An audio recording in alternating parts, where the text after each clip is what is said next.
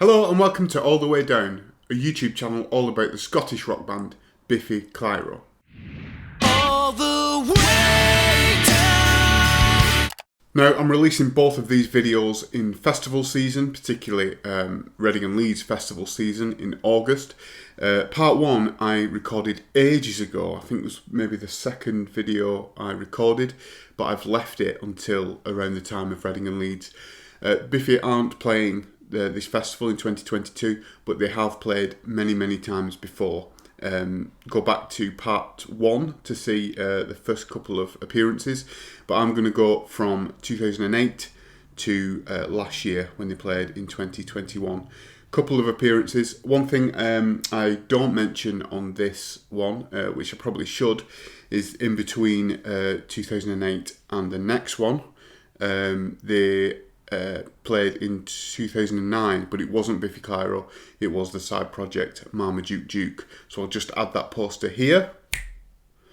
So that was Marmaduke Duke in 2009 playing at the Reading and Leeds Festival. The rest is pure Biffy.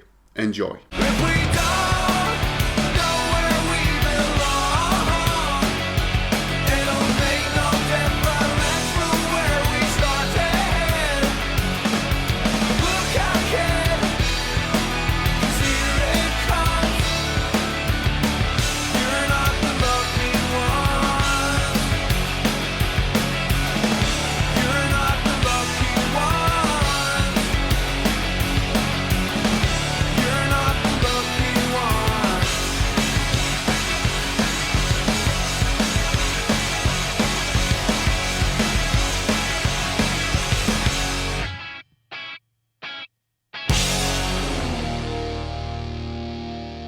2008. After a glorious and well-suited NME/Radio 1 stage set the year before, Biffy returned to the Reading and Leeds main stage bill in 2008. Arguably, this is the first time they make a decent stab at filling the big shoes that come with a main stage slot. I've covered this idea in other videos regarding festival appearances around the same time. The evolution from 2007 to 2008 is quite remarkable, with the reach and the success of Puzzle giving Biffy a much broader audience. Puzzle was over a year old when they took to the stage topless in 2008, 4 bands down the bill from the headliners Rage Against the Machine.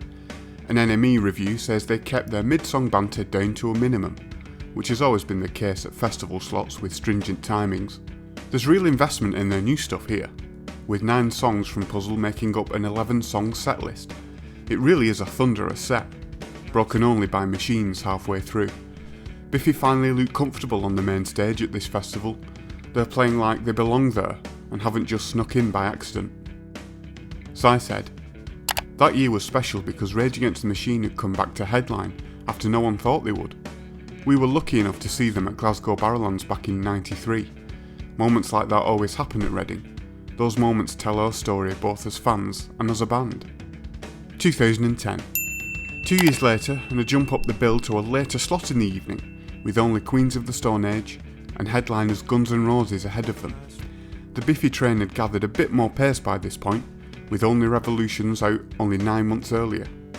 This tight 12-song setlist feels like a best of the last 3 albums effort, with Jaggy Snake and Glitter and Trauma back in circulation, along with mainstream favourites Mountains and many of Horror. It's here where we see hints of the headlining band they would evolve into 3 years later. Cy grabbed the headlines for his bleach blonde beard and hair combo around this time. He said, "We were in Canada the week before and I just thought, fuck it, I want to look like Gandalf. I bleached my hair blonde and everyone told me I looked fucking terrible. But I loved it. Queens of the Stone Age were on after us and were fantastic." The NME backstage video is worth a watch here too, with a sneak peek of the band's pre-show stretches and hugs. 2013.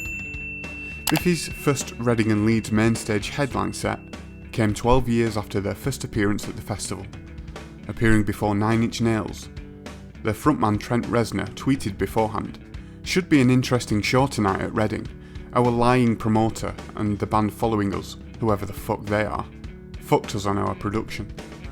Cy would later say that Reznor spat his dummy out and how the controversy encouraged them to play a better set than ever.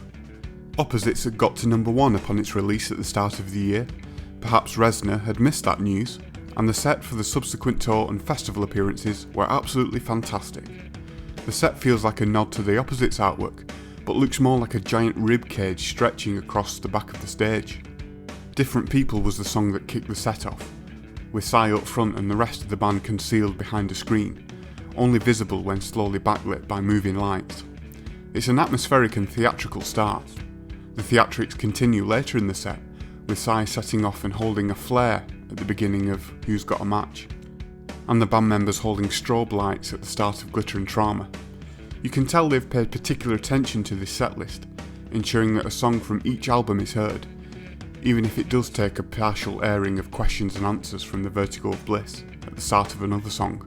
The main stage set is ended with more theatrics, with the burning of Psy's guitar, and fireworks explode to the sound of mountains right at the end.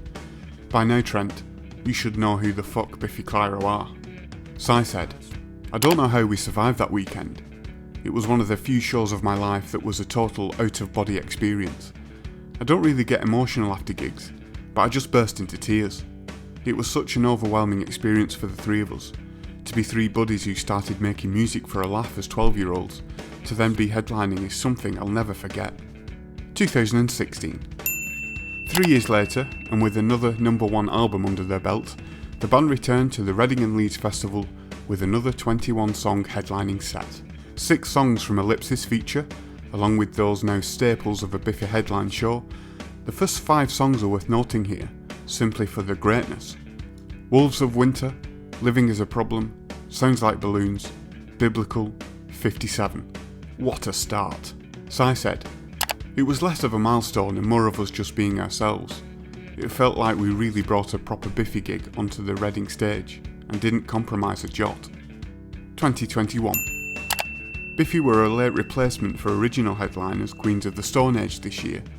Psy said, "When we got the call I was like, fucking right, we'll do it. It'll be celebrating so much more than a weekend of music.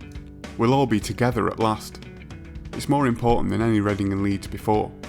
This time last year, I couldn't envisage more than 20 people standing together ever again, as I'm a bit of a cynic.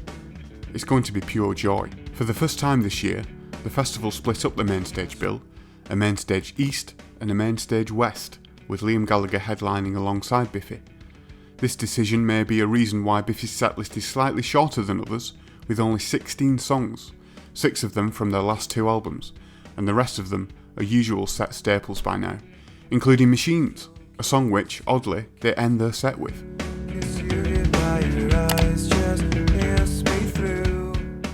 So there we are, parts 1 and part 2, going back to 2001 all the way up to 2021. 20 years of Biffy Clyro at the Reading and Leeds Festival. I do hope I'm going to make a part 3 in the next coming years, maybe, of 5 or 6 more appearances at Reading and Leeds, maybe headlining, maybe on the way back down, we just don't know. Hope you enjoyed it, and I'll see you on the next one.